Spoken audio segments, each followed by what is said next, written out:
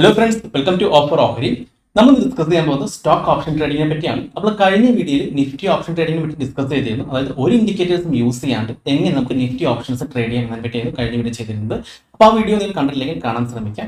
ഇന്ന് നമ്മൾ നോക്കാൻ പോകുന്നത് സ്റ്റോക്ക് ഓപ്ഷൻ ട്രേഡിംഗ് ആണ്. അതായത് ഒരു ഇൻഡിക്കേറ്റേഴ്സും യൂസ് ചെയ്യാണ്ട് എങ്ങനെ നമുക്ക് സ്റ്റോക്ക് ഓപ്ഷനിൽ നല്ല രീതിയിൽ ട്രേഡ് ചെയ്യുന്നതിനെ പറ്റിയാണ്.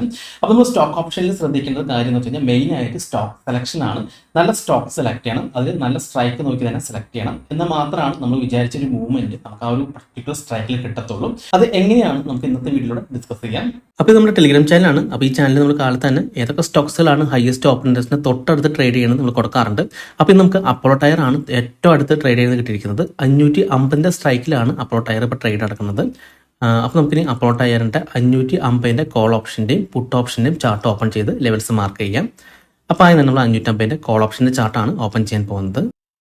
ഓക്കെ, നമുക്ക് ഈ ട്രെൻഡ് ലെവൽസ് മാർക്ക് ചെയ്യാം. അപ്പോൾ നമുക്ക് ഈ ട്രെൻഡ് ലൈൻ ടൂൾ എടുക്കാം. ഇനി ഒരു ഹൈയും കണക്ട് ചെയ്ത് നമുക്കൊരു ട്രെൻഡ് ലൈൻ മാർക്ക് ചെയ്യാം. അതുപോലെ തന്നെ താഴേക്കും നമുക്ക് മാർക്ക് ചെയ്യാം.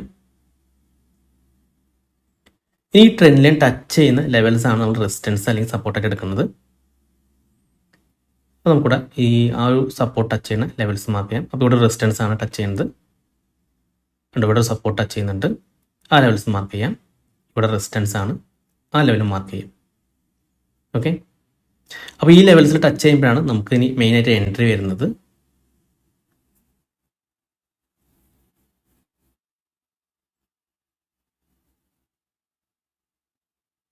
ഇനി അടുത്ത് നമുക്ക് പിയുടെ ചാർട്ട് ഒന്ന് നോക്കാം. 550 പിയുടെ ചാർട്ട്. ഇപ്പോൾ പിയുടെ ചാർട്ട് ഓപ്പൺ ആയിട്ടുണ്ട്. ഇനി ഇവിടെ നമുക്ക് ട്രെൻഡ് ലൈൻ മാർക്ക് ചെയ്യാം.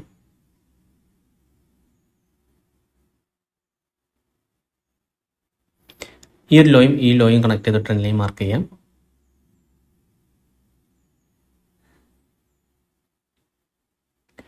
അതുപോലെ ഇവിടെ ഒരു ട്രെൻഡ് ലൈൻ മാർക്ക് ചെയ്യാം.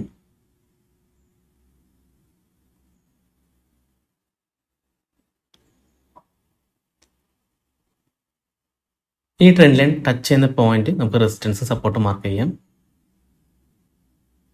ഇവിടെ നിന്ന് മാർക്ക് ചെയ്യാം, ഇവിടെയും മാർക്ക് ചെയ്യാം.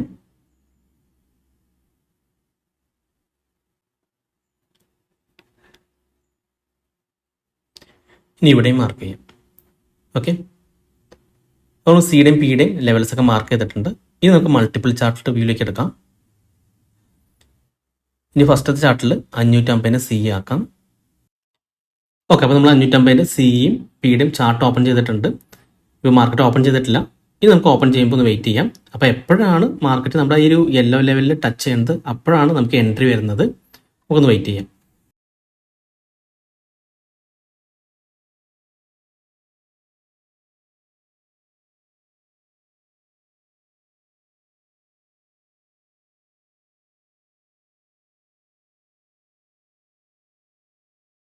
ഇവിടെ നമ്മൾ 550 സിയുടെ ചാർട്ട് നോക്കി കഴിഞ്ഞാൽ കാണാൻ സാധിക്കും മാർക്കറ്റ് എക്സാക്റ്റ് നമ്മുടെ ട്രെൻഡ് ലൈനിൽ ടച്ച് ചെയ്ത് തിരിച്ചു കയറാണ്. നല്ല രീതിയിൽ ഒരു വലിയ ക്യാൻഡിലാണ് വന്നിരിക്കുന്നത് ടച്ച് ചെയ്തിട്ട്. അപ്പോൾ നമുക്ക് എൻട്രി വരുന്നത് എപ്പോഴാണ് മാർക്കറ്റ് ആ ഒരു യെല്ലോ ലെവലിൽ ടച്ച് ചെയ്യേണ്ടത് അത് ബേസ് ചെയ്തിട്ടാണ് നമുക്ക് എൻട്രി വരുന്നത്. അപ്പോൾ നമുക്കൊന്ന് വെയിറ്റ് ചെയ്യാം.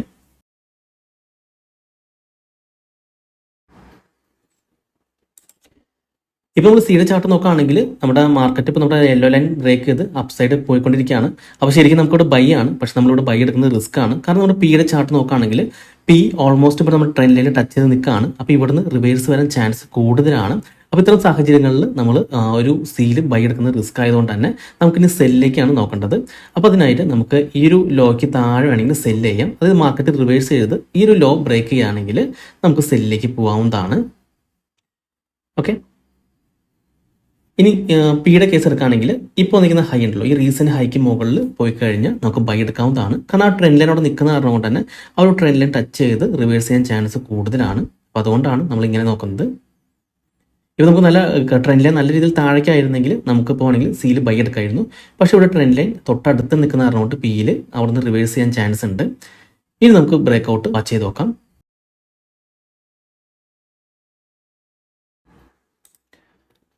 അപ്പോൾ ഇവിടെ 550 സിയുടെ സെല്ല് ആക്റ്റീവ് ആയിട്ടുണ്ട്. അതേപോലെ തന്നെ 550 പിയുടെ ബൈയും ആക്റ്റീവ് ആയിട്ടുണ്ട്. ഇപ്പോൾ നിങ്ങൾ ഓപ്ഷൻ സെല്ലർ ആണെങ്കിൽ 550 സി നമുക്ക് ഇവിടെ സെല് ചെയ്യാവുന്നതാണ്. അതല്ല നിങ്ങൾ ഓപ്ഷൻ ബയർ ആണെങ്കിൽ നിങ്ങൾക്ക് ഇപ്പോൾ 550 പി ഇവിടെ ബൈ ചെയ്യാവുന്നതാണ്. ഇനി നമ്മൾ ടാർഗറ്റായി കാണുന്നത് പിയുടെ ടാർഗറ്റായി കാണുന്നത് അടുത്ത യെല്ലോ ലെവലാണ്. അവിടെ ടച്ച് ചെയ്യുമ്പോൾ നമ്മൾ എക്സിറ്റ് ചെയ്യണം. ഇനി നമ്മുടെ സിയുടെ ടാർഗറ്റായിട്ട് കാണുന്നത് ഈ ഒരു ട്രെൻഡ് ലൈൻ. എപ്പോഴാണ് മാർക്കറ്റ് ട്രെൻഡ് ലൈൻ ടച്ച് ചെയ്യുന്നത് അപ്പോഴാണ് നമ്മൾ എക്സിറ്റ് ചെയ്യുന്നത്. ഓക്കെ, അപ്പോൾ ഇനി നമുക്കൊന്ന് വെയിറ്റ് ചെയ്യാം.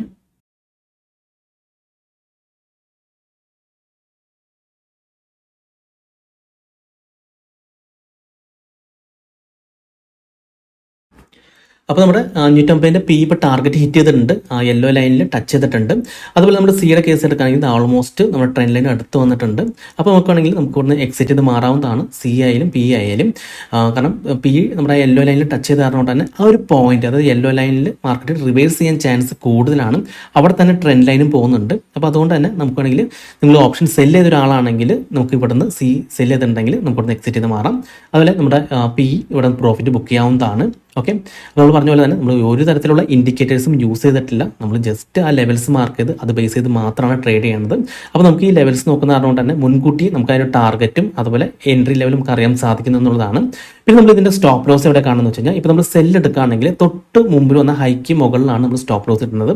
ബൈ ആണെങ്കിലും ആ തൊട്ട് താഴെ വന്ന ലോയ്ക്ക് താഴെ ആയിരിക്കും നമ്മൾ സ്റ്റോപ്പ് ലോസ് കാണുന്നത്. ഓക്കെ, ഇനി നമുക്ക് ജസ്റ്റ് ഒന്ന് മാർക്കറ്റിൻ്റെ മൂവ്മെൻറ്റ് ഒന്ന് വാച്ച് ചെയ്ത് നോക്കാം.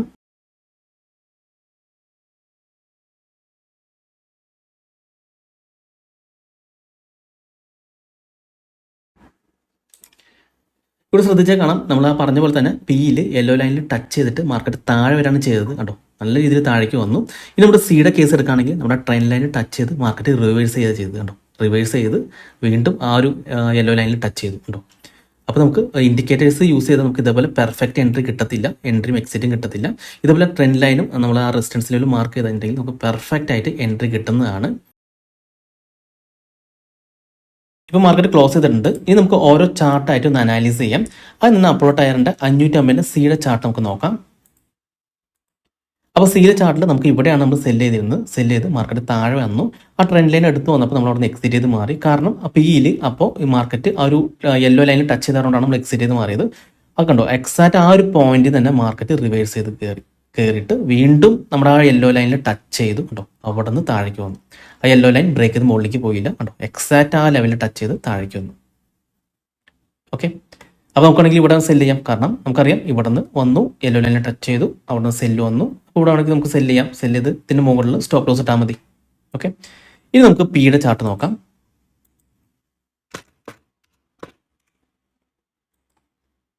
പിയിൽ നമുക്ക് കാണാൻ സാധിക്കും നമ്മളിവിടുന്ന് ബൈ വന്നിരുന്നു, ബൈ വന്നു, എക്സാക്റ്റ് നമ്മുടെ ആ ടാർഗറ്റ് ഹിറ്റ് ചെയ്തു. കണ്ടോ, അതിന് മുകളിൽ കയറിയിട്ടില്ല, മാർക്കറ്റ് താഴെ വന്നു.